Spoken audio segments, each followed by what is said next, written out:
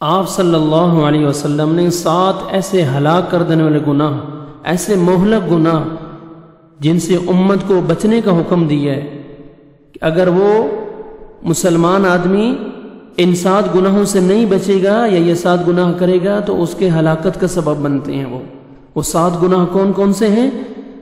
عن ابی ہریرہ رضی اللہ عنہ قال قال رسول اللہ صلی اللہ علیہ وسلم اجتنبوا السبع الموبقات۔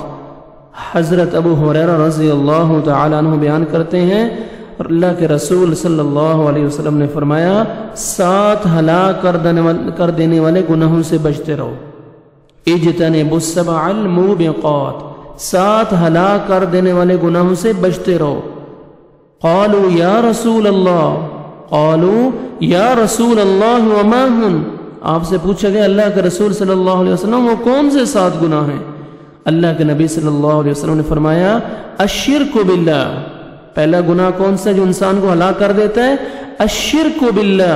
دوسرا والسحر، جادو کرنا، یہ انسان کو ہلاک کر دیتا ہے، دوسرا گناہ والسحر۔ تیسرا گناہ وقتل النفس التي حرم اللہ الا بالحق، تیسرا گناہ جو انسان کی ہلاکت کا سبب بنتا ہے ایسے شخص کو قتل کرنا جسے اللہ نے قتل کرنا حرام قرار دیا ہے، یعنی ناحق کا قتل کرنا۔ چوتھا گناہ وَأَكْلُ الرِّبَا، سود کھانا، یہ انسان کی ہلاکت کا سبب بنتا ہے۔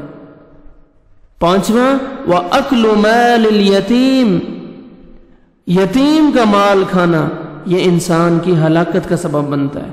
چھٹا وَالتَّوَلِّي يَوْمَ الزَّحْفِ، میدان جنگ سے فرار ہونا، یہ انسان کی ہلاکت کا سبب بنتا ہے۔ ساتواں گناہ وَقَذْفُ الْمُحْصَنَاتِ الْمُؤْمِنَاتِ الْغَافِلَاتِ، پاک دامن ایماندار بھولی بھالی عورتوں پر تہمت لگانا۔ یہ 7 ایسے مہلک گناہ ہیں کہ انسان اگر ان سے نہ بچے تو انسان کی ہلاکت کا سبب بن جاتے ہیں۔ اچھی طرح ذہن میں اور دل و دماغ میں بٹھا لیں اور اللہ تعالیٰ سے دعا کریں اللہ تعالیٰ ہمیں ان گناہوں سے بچنے کی توفیق دے۔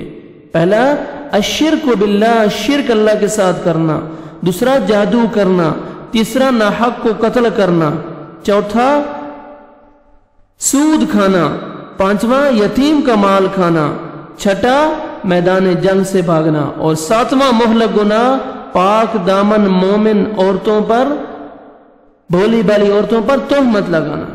اللہ سبحانہ و تعالی ہمیں ان گناہوں سے بچنے کی توفیق عطا فرمائے۔